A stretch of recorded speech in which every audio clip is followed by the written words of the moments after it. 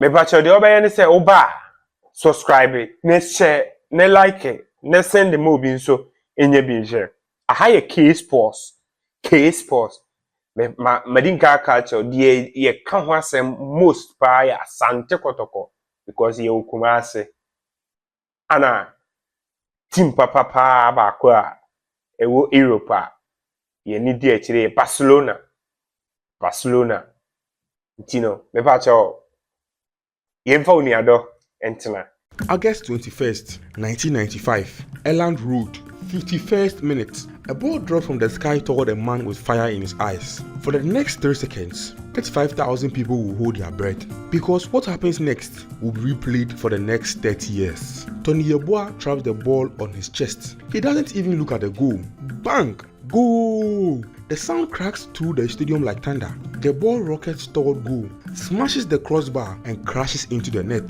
The goalkeeper doesn't even twitch. Complete silence. Then Elland Road erupts. But this was not just a goal. This was revenge. This was a skinny kid from Ghana's dusty streets, proving that dreams don't care about your zip code. And the story of how you got there, it is more unbelievable than that thunderbolt strike.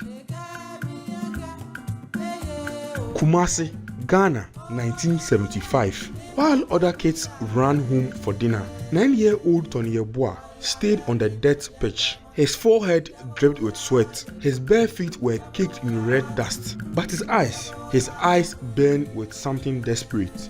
See, Tony Yeboah had a secret. Every night, he snuck out of his family's cramped concrete house to practice football alone.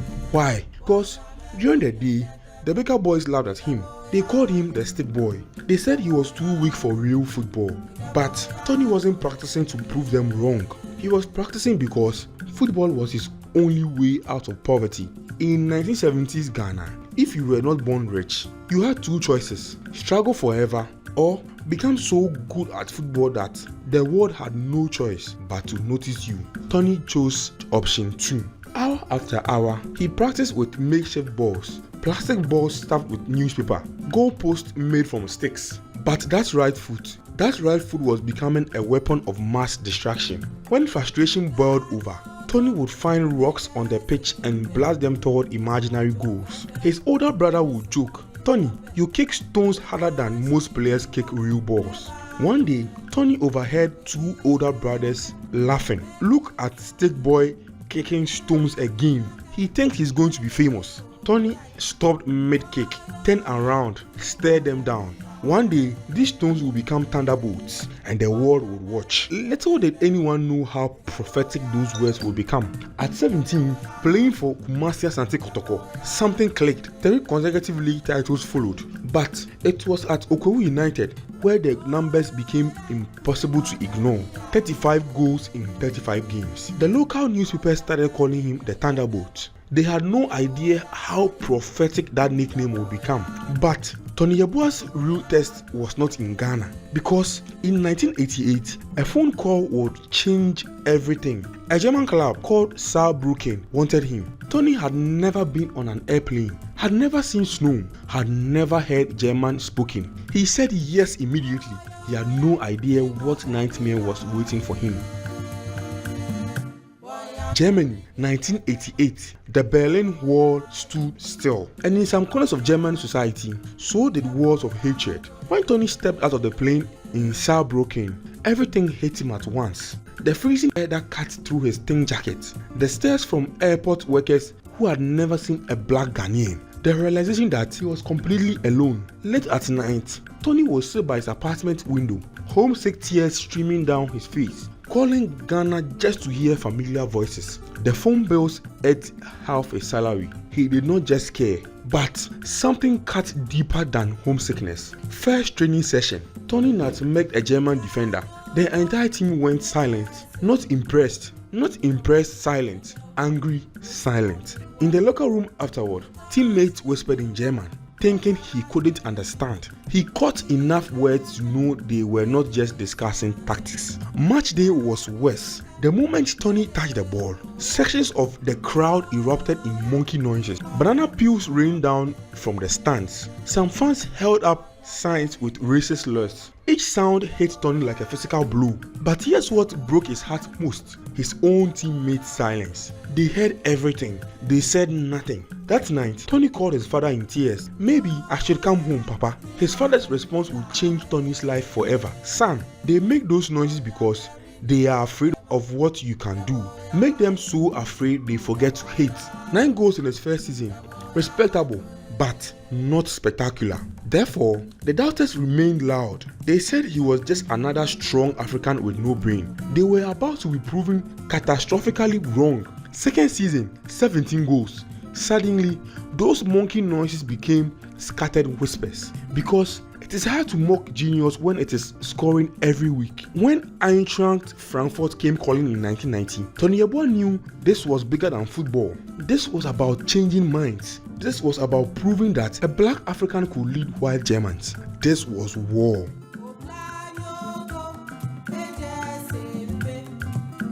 Frankfurt's World Stadion, 1992. Tony Yeboah jogged onto the pitch wearing something no African had ever worn in the Bundesliga: the captain's armband. The stadium fell silent. 50,000 pairs of eyes stared at the skinny Ghanaian who dared to lead their team. Some fans shifted uncomfortably in their seats. Others sneered openly. Tony felt every single stare. His heart pounded. His palms sweated. But then he remembered his father's words: "Make them so afraid they forget to hate." What followed was football carnage. First game as captain, hat-trick. 3 thunderbolts that left the goalkeeper picking the ball out of his net like he was in slow motion. By Christmas, 15 goals. Each one more spectacular than the last. Volleys that crashed off crossbars. Shots that traveled so fast goalkeepers couldn't track them. But here's what really changed everything. Tony started speaking. Before matches, he would grab teammates by their shoulders and stare into their eyes. Not in German, in broken English mixed with Ghanaian phrases they couldn't understand. But his intensity transcended language. "We fight together, we win together," and thus something magical happened. The World Stadium, which once echoed with racist chants, now erupted every time the ball fell to Tony's feet. The same fans who threw bananas now chanted his name. 20 goals in 27 games. Bundesliga top scorer, the first African to claim this honor. But more importantly, Tony had done something unprecedented. He had transformed 50,000 enemies into believers. He had proven that excellence could cure hatred. The 1993 to 1994 season brought another top scorer award. 18 goals in 22 games. Tony was untouchable. But just as he reached the pinnacle of German football, everything exploded. December 1994, new manager Job Heynckes arrived with one announcement: Tony Yeboah, JJ Okocha, and Mauricio Godino will undergo special fitness training. The German players, no extra training. Tony felt his stomach drop.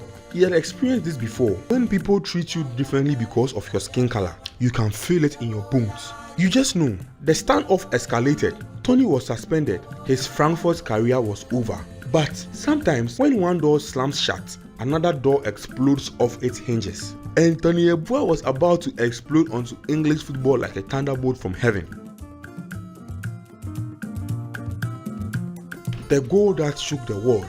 Leeds United, January 1995. When Tony arrived at Elland Road, English football had never seen anything like him. In his first season, he scored 12 times in 18 league games. The fans were intrigued, but not yet converted. That was about to change forever. August 21st, 1995, Liverpool vs Leeds United, Monday Night Football. Leeds needed a goal. Liverpool's defense looked unbreakable.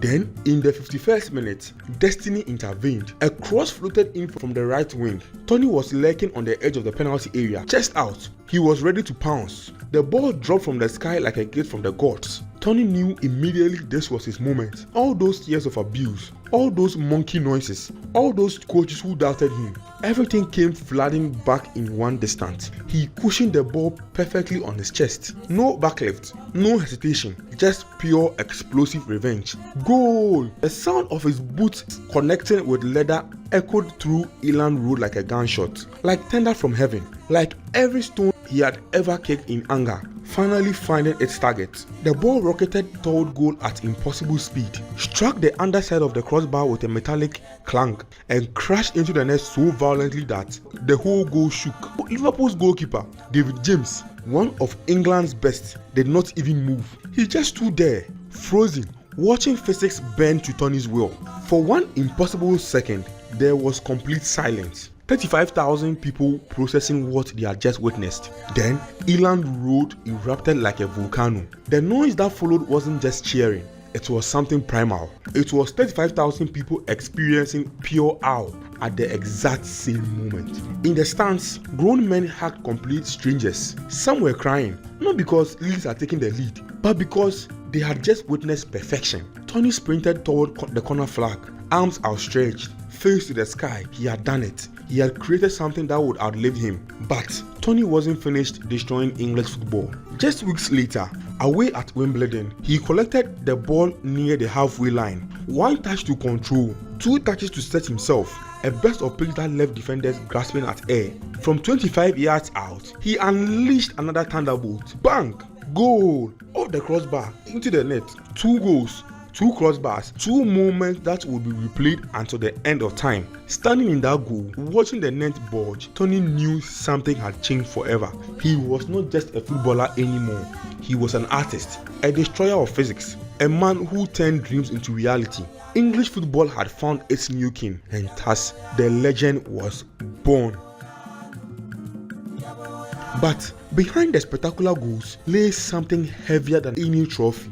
The weight of representation. See, Tony was not just playing for Leeds United. He was playing for every kid in every African village who kicked stones and dreamed of European stadiums. Every goal was not just a statistics. It was proof that black Africans belonged among the world's elite. Before Tony, when young Ghanaian players dreamed of professional careers, they thought of local clubs. After Tony, they dreamed of the Premier League. He did not just expand possibilities, he shattered ceilings. But this pressure was crushing. Every bad performance was analyzed not as individual failure, but as evidence that African players could not handle European pressure. Every spectacular goal was a victory for an entire continent. Tony felt this responsibility with every touch. In interviews, he would say, "I play for Ghana first, Leeds United second." But in 1992, that weight became too much to bear. Africa Cup of Nations final, Ghana vs Ivory Coast. Captain Abedi Pele was suspended. As vice captain,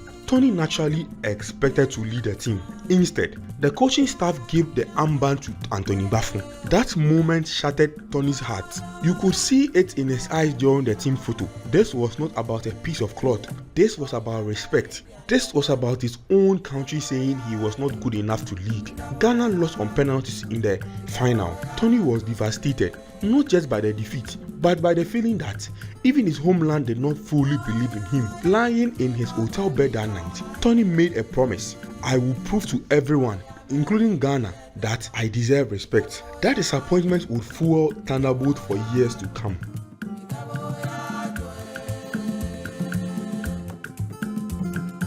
By 1997, time caught up with Tony's explosive style. Hamburg, new league, new language, old legs. His first season was brutal. 3 league goals in 23 games. The German press smelled blood. "Tony is finished," they whispered. The Thunderbolt had lost its spark. Tony heard every whisper. But they had forgotten something. Ghanaian steel doesn't rust. Instead of fading, Tony evolved. Less thunder, more lightning. Quick, clever, deadly in new ways. The 1998 to 1999 season, 14 goals in 34 league games. Not the old Tony, but now a better Tony. What amazed everyone was not just the goals. It was his dignity. He would not blast crossbars anymore, but he never complained, never made excuses, never blamed others. Watching Tony in those final years was beautiful, like glimpsing lighting in a darkening sky. The flashes came less often, but when they came, still breathtaking. When he retired in 2002, Tony left behind more than trophies. He left a blueprint, a roadmap from stones to mountains, and thus the boy who kicked rocks became the man who moved the worlds. Today, when you watch highlights of Tony Yeboah's greatest goals, something remarkable happens. They have not aged a single day. That volley against Liverpool, still impossible to believe. The Thunderbolt at Wimbledon still defies every law of physics, but Tony's legacy goes deeper than YouTube highlights. Walk through any African football academy today and you will see his influence. Young strikers practicing volleys, dreaming of hitting crossbars, believing that European stardom is not just possible, it is inevitable.